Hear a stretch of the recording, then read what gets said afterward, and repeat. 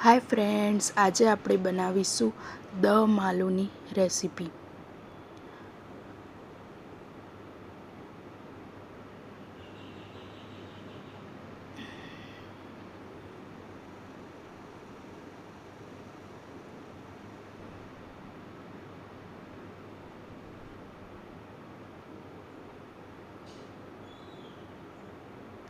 એકદમ સરસ અને ટેસ્ટી દમ આલુની રેસીપી બનાવવાનું શરૂ કરીએ।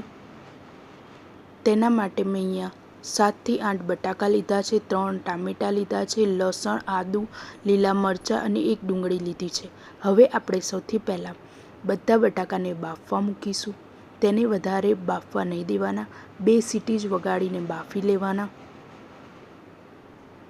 તેની અંદર પાણી નાખીશું અને કુકરનું ઢાંકણું બંધ કરીને હવે તેને 2 સીટી વગાડી લઈશું।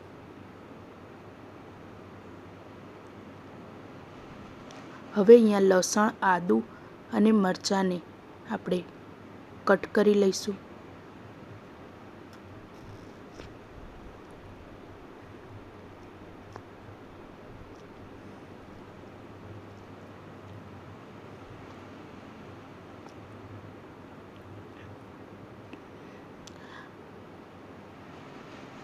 અને કટરની મદદથી આપણે એકદમ ઝીણું તેને ક્રશ કરી લઈશું।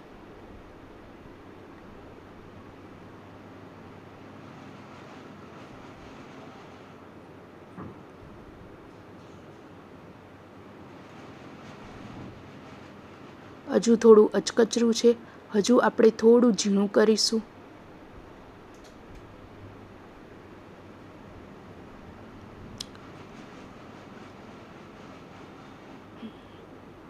અહીંયા આદું, લીલા મરચાં અને લસણ ક્રશ થઈ ગયું છે।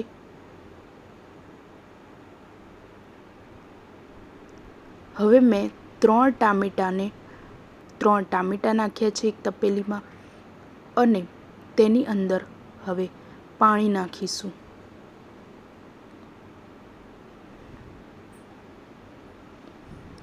પાણી નાખ્યા બાદ તેને ગેસની ફ્લેમ ચાલુ કરીશું। હવે તેને 15 મિનિટ સુધી બોઇલ કરી લઈશું અને બીજી બાજુ એક ડુંગળી લઈને મેં મોટી મોટી કટ કરી લીધી છે।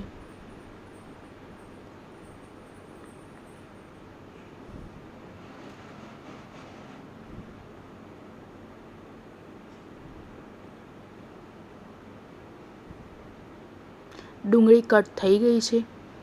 હવે જે બોઇલ કર્યા હતા બટાકા તે બોઇલ થઈ ગયા છે। તેની છાલ ઉતારીને હવે તેને ચપ્પુની મદદથી વચ્ચેથી કટ કરી લઈશું। હવે એક કઢાઈમાં મેં તેલ મૂક્યું છે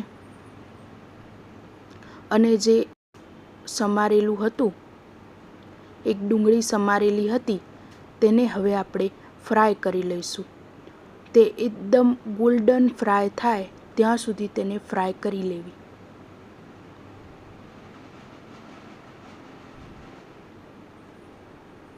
તે ફ્રાય થઈ ગઈ છે।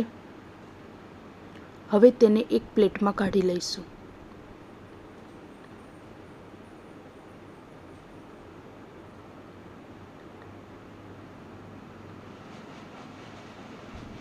હવે આપણે જે બટાકા બોઇલ કર્યા હતા તે બટાકાને આપણે ફ્રાય કરી લઈશું।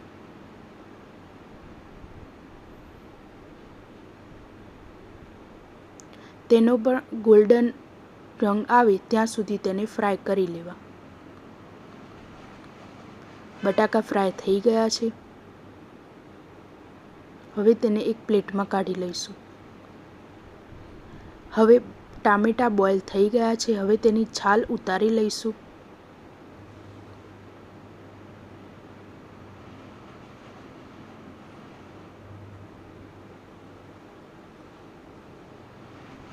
ટામેટાં બોઇલ થઈ ગયા છે અને હવે આપણે જે ડુંગળી ફ્રાય કરી હતી તેને આપણે ક્રશ કરી લઈશું। બહુ ઝીણું ક્રશ નહીં કરવાનું, અધકચરું ક્રશ કરવાનું તેને.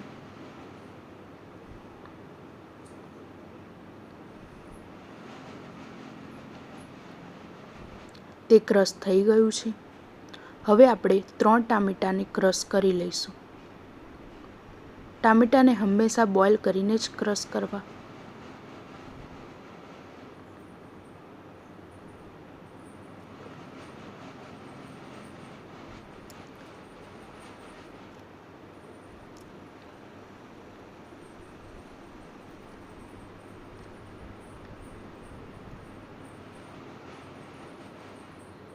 ટામેટાની પેસ્ટ પણ થઈ ગઈ છે. હવે આપણે એક કઢાઈમાં જે ફ્રાય કરેલું હતું તે તેલ લીધું છે. હવે 1 ટેબલસ્પૂન જીરું લીધું છે. આદું, લસણ અને લીલા મરચાંની પેસ્ટ લીધી છે અને તેને બરાબર આપણે હલાવી દઈશું. 1 ટેબલસ્પૂન કાશ્મીરી મરચું લીધું છે. તે તીખું નથી હોતું, કલર માટે.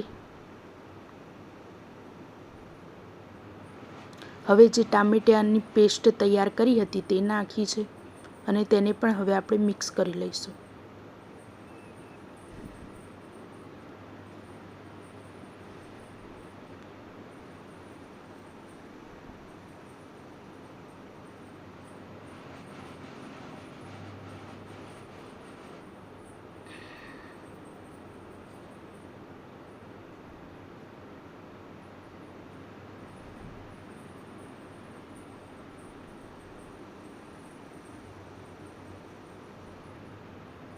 હવે જે ડુંગળી ફ્રાય કરી હતી તેની પેસ્ટ તૈયાર કરી હતી તે નાખી છે. તેને પણ આપણે બરાબર મિક્સ કરી લઈશું.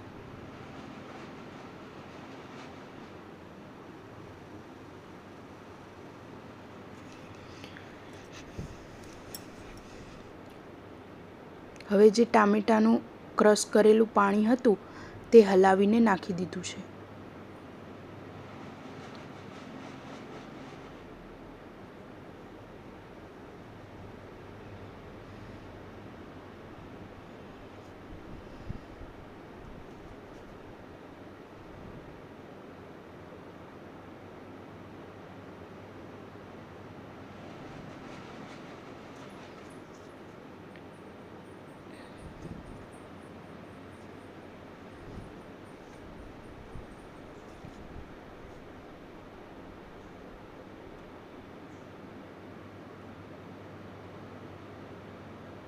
હવે તેની અંદર 1 ટેબલસ્પૂન તીખું લાલ મરચું પાવડર, 1 ટેબલસ્પૂન હળદર, 1 ટેબલસ્પૂન ધાણા જીરું પાવડર અને 1 ટેબલસ્પૂન મીઠું નાખ્યું છે. તેને પણ આપણે મિક્સ કરી લઈશું અને 2 મિનિટ સુધી થવા દઈશું.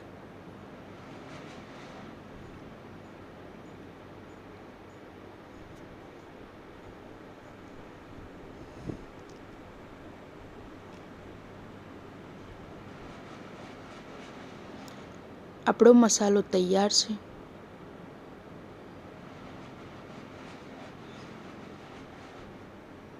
હવે તેની અંદર ફ્રાય કરેલા બટાકા નાખી દઈશું. તેને આપણે મિક્સ કરી લઈશું અને 2 મિનિટ સુધી થવા દઈશું, જેથી મસાલાની ફ્લેવર બટાકામાં આવી જાય.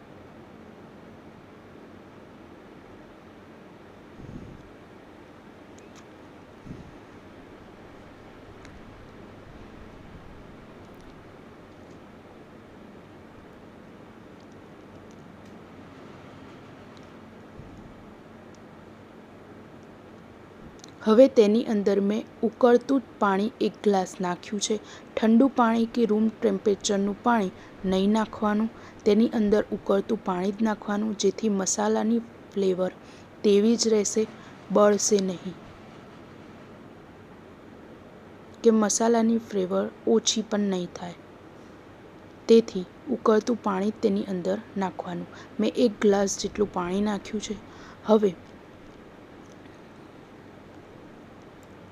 તેની અંદર મેં 1 ચમચી જેટલો ગરમ મસાલો પાવડર નાખ્યો છે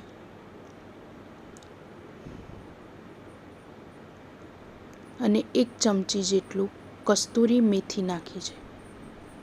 તેનાથી ટેસ્ટ ખૂબ જ સરસ આવે છે. હવે તેને મિક્સ કરી દેવાનું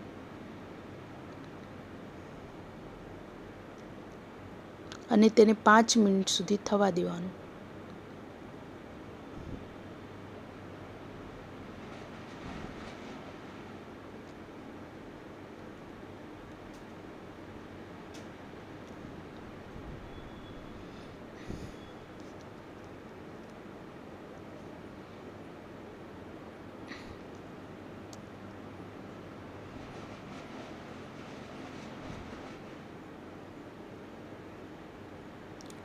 હવે તેની અંદર મેં કોથમીર નાખી છે. શાક થઈ ગયું છે. જો તમને મારી આજની રેસીપી ગમી હોય તો લાઈક, શેર અને સબસ્ક્રાઈબ જરૂર કરજો.